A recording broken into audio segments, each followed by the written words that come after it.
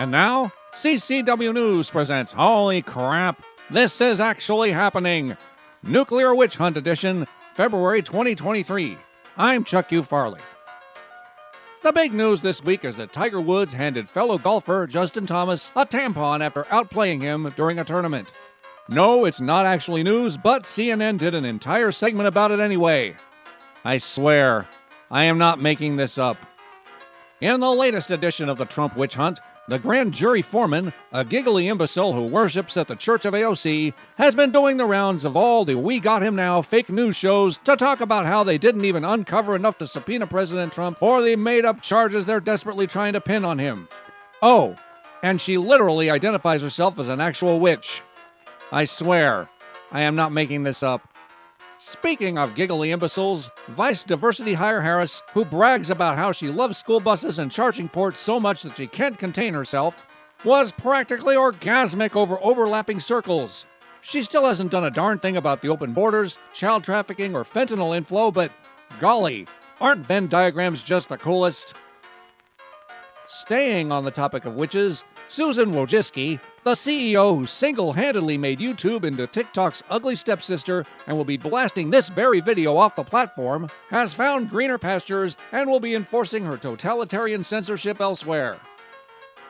In this broadcast's final story about witches, I promise, disgraced fake news peddler and bitter hag Don Lemon found himself in a bit of a mess after insulting all women over the age of 20. Since they can't actually fire him, CNN is forcing him to attend a re-education camp. In the "we've known this for decades and how is this just becoming news now" department, old China Joe's younger brother Jim is just as corrupt as he is. Affidavits claim Jim was at the center of a $140 million settlement between a U.S. construction company and Saudi Arabia in 2012 and was put in that position because of his big brother's position as the Veep. Just like his son, Biden's name and penchant for extortion garnered extra favors from our enemies. The only question left is whether the big guy got his 10%.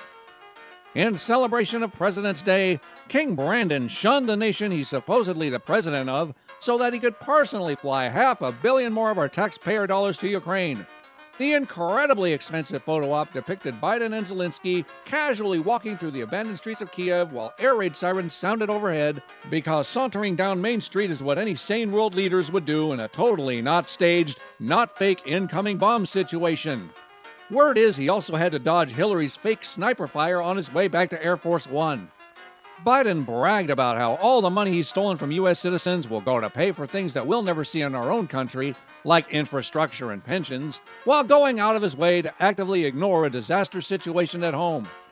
After first denying FEMA aid to East Palestine, which was basically nuked with toxic gas from a train derailment, he clearly stated that he has no intention of visiting and waited 2 full weeks to finally send booty juice to speak to other elites, ignore the press, and deliver absolutely nothing that would help. While the recent infrastructure bill threw trillions at everything except infrastructure, the Biden cabal is trying to pin the derailment on Trump because, of course, they are.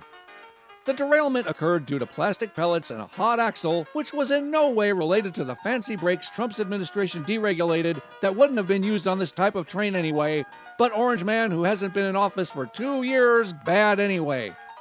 I'd repeat what Joy Behar spewed on The View, but I promise no more witch stories. Meanwhile, the real president not only showed up in Ohio, but he delivered pallets of water and other aid, talked to the actual citizens, and even sent meals to all the emergency responders, because of course he did. For CCW News, this has been Holy Crap, This Is Actually Happening. I'm Chuck U. Farley. Good night, and may God help us.